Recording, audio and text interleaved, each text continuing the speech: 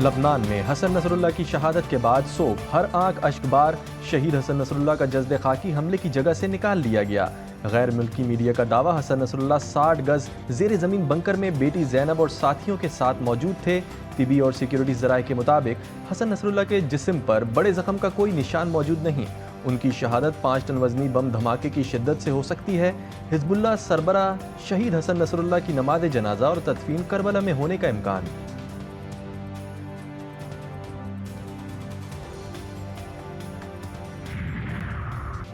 شہیدوں اور غازیوں کی جماعت حزب اللہ کا خاتمہ اسرائیل کا خواب، لبنانی مزاحمتی تحریک کا صہیونی ریاست کے خلاف جنگ جاری رکھنے کا اعلان۔ مسلم ممالک میں بھی شہید حسن نصر اللہ کی شہادت کے خلاف احتجاج، ہزاروں فلسطینی شہری گھروں سے نکل آئے۔ اسرائیل کے خلاف نعرے بازی، ایران میں 5، لبنان اور عراق میں 3 روزہ سوگ۔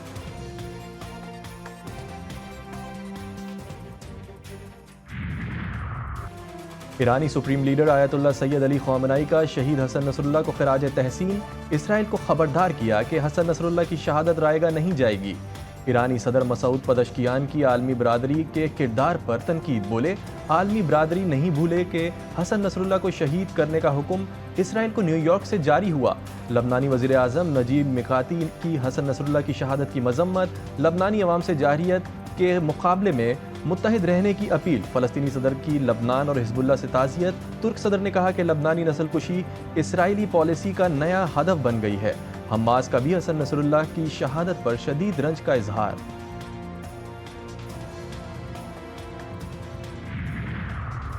صہیونی فوج کی آج بھی لبنان کی وادی بیکا میں رہائشی علاقوں پر بمباری، 11 لبنانی شہری شہید۔ حملوں کے بعد ملبے سے 6 لاشیں ملیں، 5 زخمیوں کو اسپتال منتقل کر دیا گیا۔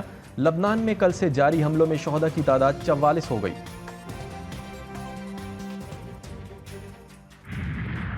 غزہ میں صہیونی بربریت، 24 گھنٹوں میں بمباری سے مزید 52 فلسطینی شہید، 118 سے زائد زخمی۔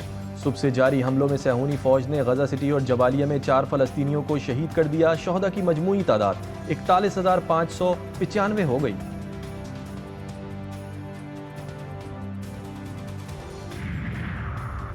غزہ اور لبنان کے بعد اسرائیل کا یمن پر بھی فضائی حملہ۔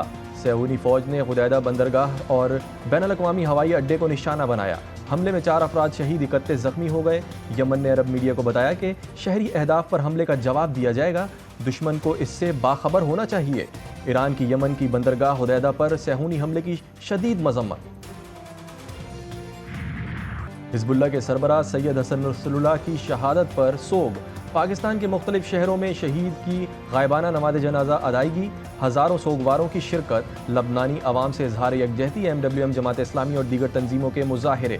اسلام آباد میں آبپارہ چوک سے احتجاجی ریلی، لاہور میں بھی احتجاجی ریلی میں ہزاروں افراد کی شرکت۔ مظاہرین کی اسرائیل کے خلاف شدید نعرے بازی۔ علامہ راجہ ناصر عباس کہتے ہیں، حسن نصر اللہ کی شہادت سے اسرائیل کو نجات نہیں ملے گی، خون کے آخری قطرے تک ہم کھڑے رہیں گے۔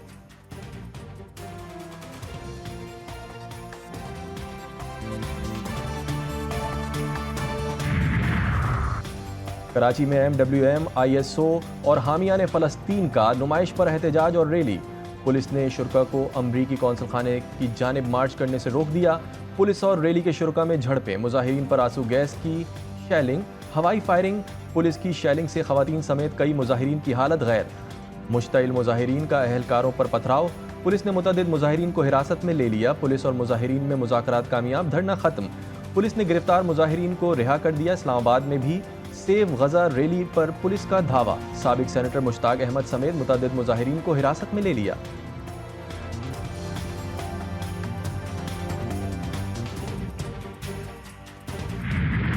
کی صورتحال ہے، مسلح گروہ ہر جگہ آزاد ہیں، کنٹرول ان کا ہے، اسٹیٹ کی رٹ ختم ہو چکی ہے کہ اب ہمیں اسمبلی سے باہر رکھیں گے۔ ہم ان اسمبلیوں کو پھر اہمیت ہی نہیں دیں گے، ہم مکمل سڑکوں پہ آ جائیں گے، اور مکمل سڑکوں پہ آ کر پھر شاید ہم ان کے لیے زیادہ خطرناک ثابت ہوں گے کہ نہ مرکز میں عوام کی حکومت ہے، نہ صوبے میں عوام کی حکومت ہے۔ موجودہ پارلیمنٹ جعلی، پارلیمان کے پاس اتنی بڑی ترامیم کا حق نہیں۔ جعلی پارلیمنٹ سے آئینی ترامیم کرنا زیادتی ہے۔ حکومتی مسودہ تیار کر کے ایک دوسرے سے شیئر کرے۔ جمعیت علماء اسلام کے سربراہ مولانا فضل الرحمان کی پریس کانفرنس، ایک بار پھر نئے انتخابات کا مطالبہ دہراتے ہوئے بولے، جمعیت علماء اسلام کو ہلکا مت لیا کرو، آئینی ترامیم کے حوالے سے اپنا موقف واضح کر دیا۔ حکمران سیاسی مقاصد کے لیے آئینی ترامیم کی طرف جا رہے ہیں۔ جے یو آئی سربراہ نے آئینی عدالت کی مشروط حمایت بھی کر دی۔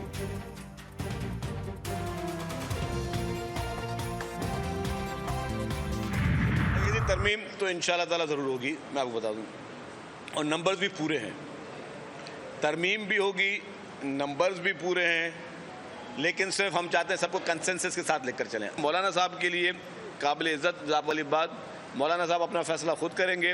ہمیں خواہش ہے اور ہمیں امید ہے کہ مولانا صاحب جو ہے وہ آئینی ترامیم کی حمایت کریں۔ حکومت کے پاس نمبر پورے ہیں، جب چاہے ترمیم کر سکتی ہے۔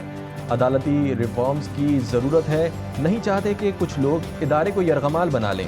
سندھ کے سینئر وزیر شرجیل میمن کی حیدرآباد میں پریس کانفرنس، کہا مولانا فضل الرحمان سینئر سیاستدان ہیں، اپنا مسودہ شامل کروانا چاہتے ہوں گے، ابھی تک مسودہ کہیں نہیں پیش ہوا، سب پارٹیز نے اپنی تجاویز دی ہیں۔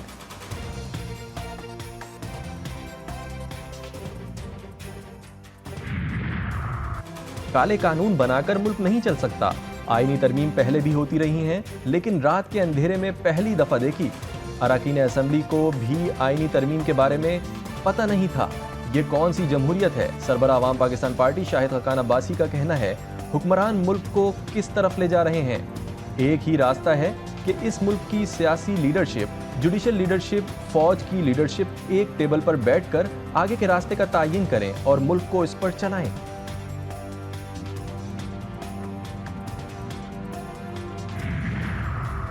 سیاسی پارٹیوں کا کام صرف آپس میں لڑنا نہیں، مثبت کام کر کے بھی ملک و قوم کو اچھا پیغام دے سکتی ہیں۔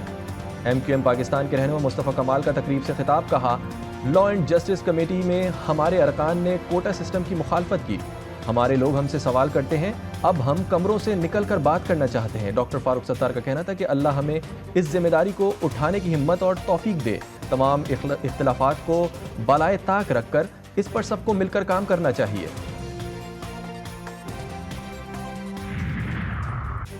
خیبر پختونخوا میں امن و امان کی صورتحال ابتر ہے، وزیر اعلیٰ کے پاس عوام کی بہتری کا کوئی منصوبہ نہیں ہے۔ وفاقی وزیر سیفران امیر مقام کا سوات میں پارٹی ورکر سے خطاب، کہا خیبر پختونخوا میں کرپشن عروج پر ہے، نئے نئے اسکینڈل سامنے آ رہے ہیں، کرپشن اور لوٹ مار میں حصے پر وزراء آپس میں لڑ رہے ہیں۔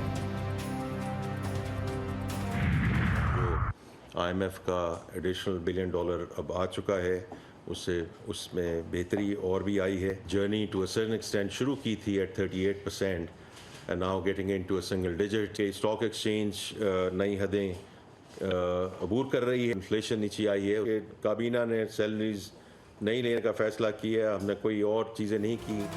حکومت کا 6 وزارتیں ضم اور 1.5 لاکھ خالی اسامیاں ختم کرنے کا فیصلہ، وفاقی وزیر خزانہ محمد اورنگزیب کہتے ہیں آئی ایم ایف کا پیکج آ چکا، معیشت بہتری کی جانب گامزن، زر مبادلہ کے ذخائر بڑھ گئے، اب معاشی استحکام آئے گا۔